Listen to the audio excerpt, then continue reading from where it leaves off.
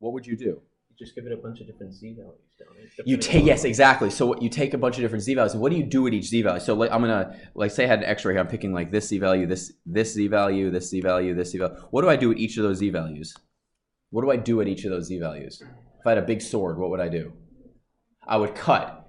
I would cut how? Be very specific. How would I cut? Parallel to the y-axis. Parallel to the. You can't be parallel to an axis anymore, everybody. You can be parallel to a plane. What plane would you be cutting parallel to? The xy plane. The xy plane, right? So what you do is like you take this height right here and you cut. Here's this slice I'm cutting, right? I cut there. And then what do I do? Where it's cutting, what do I do with these lines right here? Flatten them down onto the xy. And then where do I cut again? Then where do I cut? I cut a little bit higher. And then what do I do?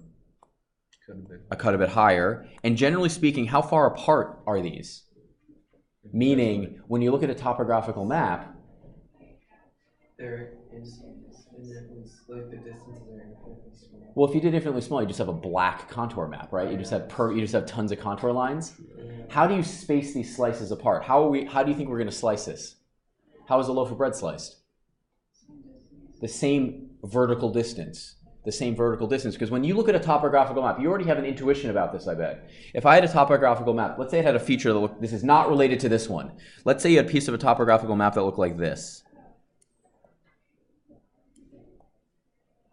What's going on right here on the topographical map? It's really, really what? Steep. Why do you know it's really, really steep? Well, like this could be 10 feet, this could be 20 feet, this could be 30 feet, this could be 40 feet high, this could be 50 feet high. So therefore, here to here, it's really steep. What about compared to here? It's less steep, correct? The only reason you can make that assumption is if the contour lines themselves represent the same distance in change in elevation. Like if this was 10 and this was 21 and this was like 22 and this was 40, it'd be pretty much useless to you. You'd have to know what, you'd have to like look at each line and then unflatten it and then reflatten it. Do you see what I mean there? So what does this look like if you draw it as a contour diagram? It looks like this. This is what it would look like if you look straight down. So the contour diagrams, after you cut them, you look straight down the z-axis. So where's the z-axis on this? It's coming out of the ground. Exactly, T. So the z-axis is right there. So what's going on? These contour lines are folding away. Now, to get any useful information from this, what would I have to label about each of these lines? I'd have to label the z-axis, like it's coming like this. You're like up ahead. We're above it. We're above it, looking down. We're looking down now. This was the parabola. If this was graphed in 3 space, it would look like this right now. It would look like this. So we've sliced it, and we've brought where the slices touch the surface straight down. What would we need to label on each of these lines in order to get any useful information from this? We need to label the what? Like the z, the height of each, right? So if this was a symmetric parabola, these would be the same height. So I'm going to label, like the highest would be on the, you see on the y-axis, see how I labeled it green there? So let's say that was a height of 50. So if this one was 40, what would the other one be? 40. And if this one was 30, the other one would be 30. This would be 20, and this would be 20. Do you see what I mean there? Now here's the thing. Is this a flat plane right here? Is that a flat plane? Is that flat? Meaning, is it a plane? Everybody, say it with me. No, it's not a plane. So if we're looking at this, this is not I could have drawn this a little better. Do you notice how these lines get farther apart as we move toward the center? What does that imply? It implies it's slowing down in terms of the growth of its height, right? What does it mean when contour lines are closer together? Steeper. So should it be steeper on the edges? Look at the picture. Should it be steeper? Is it getting steeper if it's a parabola, everybody? Do parabolas get steeper as you go away from the central axis? Yes, they do. So these should be getting closer together. What happens if you saw a contour diagram where it was just a lot of parallel lines that were equally spaced? What is this? That would be a plane, everybody. That would be a plane. Because the distance between each contour would be the same. And if it was constant, that's the definition of a plane. That's the definition of a plane.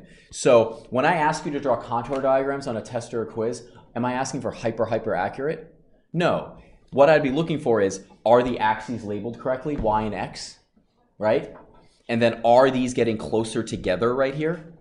Because if they're not getting closer together, for example, if I just wanted a plane, they would all be the same distance away. They would all be the same distance away. Now, what would be the difference in the contour diagram if I took that parabola and I just rotated it 90 degrees? The contour diagram would just what? Rotate 90 degrees. That's all that would change. So do they get more interesting? Sure. Let's say I said I wanted you to generate this contour diagram from this equation. Let's say I wanted you to generate this contour diagram from this equation. You don't graph it first. You just draw the contours. The way you draw the contours, remember what I said? You slice vertically evenly. You slice evenly going up. So you pick z values because what is the axis that goes up, everybody? The z-axis. So what you do is you pick some useful z values and then you draw the contour. So what I mean by that is, first of all, which axis, if I'm looking at a contour diagram like I looked at before, what axis is going up and down? Y, and this is going, that's x, right? What would be a good z value to start with, do you think? How about 0? 0 equals x squared plus 2y squared. What does that contour look like? If you graph 0 equals x squared plus 2y squared, what does that look like? What's the only solution to that? 0, 0. So the first contour is just what? Just that dot. That's all it is. That represents z equals what? 0. What z, we can choose, we need to choose evenly spaced z values. We can choose them. It doesn't have to be that if it's going to be impossible to do by hand, but what z value do you want to choose next? I'll let you choose it. What do you want to choose next for a z value? 1? Sure, let's choose 1. So 1 is equal to x squared plus what? That's totally fine. Now if we want to graph that, what shape is that? You should know this instantly. What shape is that? It is not a circle. It's close. It's an ellipse because of what number? The 2. So if y is 0, what's x? And negative 1, right? And then if x is 0, what's y? Nope. Plus or minus what? Plus or minus the square root of 2 over 2, which is the same thing as 1 over root 2. Yeah. So root 2 over 2, is that greater than or less than 1? Root 2 over 2. So it's going to be like something like this, right?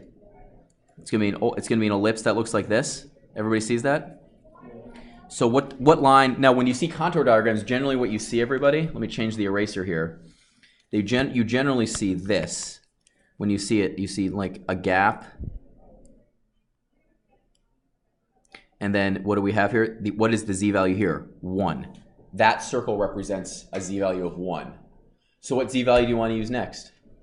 What z value do you want to use next? Well, let's use 2.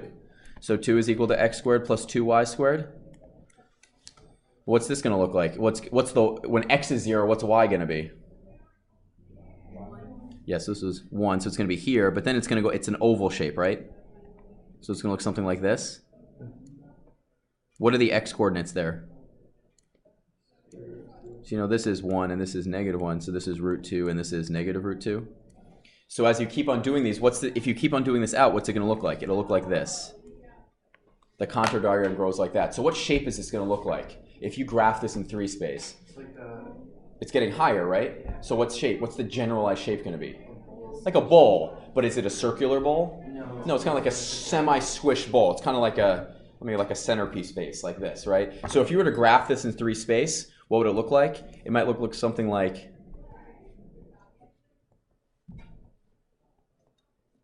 this, something like that, right? Is that a shape? Is that a rotational solid? Is that a rotational solid? Yes. Rotational solid. Yes. Is it? Is it?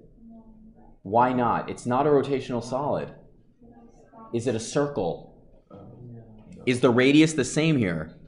When you rotate that out, does it stay along the edge? No. If you base it, a rotational solid would be a solid you could rotate and it wouldn't change, right? What happens if you rotate that thing? It sweeps something bigger, right? Look, if you have a circular bowl and you rotate it, right? What happens to what it sweeps out? It doesn't sweep out anything new. Yeah. If I rotate that, does it sweep out new things? No. Yes, it does. Because it's an oval. This distance is r. That distance right there is like a different r value, right? Oh, right? You see what I mean? Yes. So like if I were to take this and stand it up, this distance right here is not the same as this distance, right? So if you were to rotate that, what would happen? You would sweep out more. So this is not a rotational solid anymore. This is not a rotational solid. This is a bowl. It's not circular. Rotational solid means the radius would have to be the same no matter what height you're at. So how would you go about, what would the contour diagram look for this one? Sketch it for me. Go ahead. Sketch it on your server. Right now. Sketch that for me. So if you do this, though, what's the key thing about, that is it. Highlighter and crooked.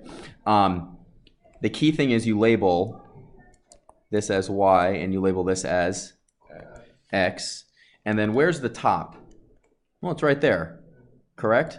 Mm-hmm. And then you're going to see a lot of concentric circles, right? But the circles are going to get what?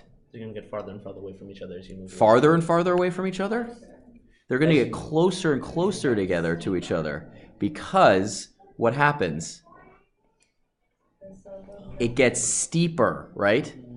It gets steeper. Every change in axle will yield a bigger change. Exactly. It Oh. gets steeper, right? It gets steeper. If you were looking down on this, if you're looking down and started slicing at the same heights, the circles will get closer together around the edges.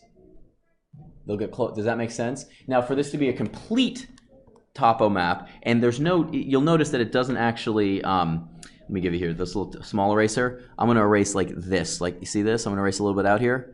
Let's arbitrarily label some heights here. So let's call the middle one, I don't know, 50. Oh, I can actually draw something. Sorry.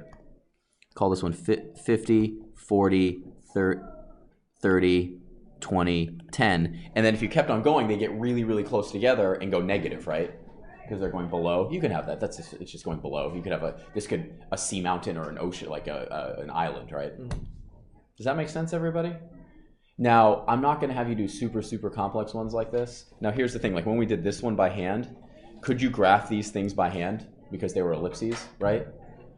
Now that we're dealing with multivariable, can you get some really crazy, weird contours? Yes, absolutely. So remember, it's just the general idea of what it looks like and what the most important aspects are. The general ideas of what it looks like in the most important aspects. Does that make sense? Okay, we're going to stop here because I don't...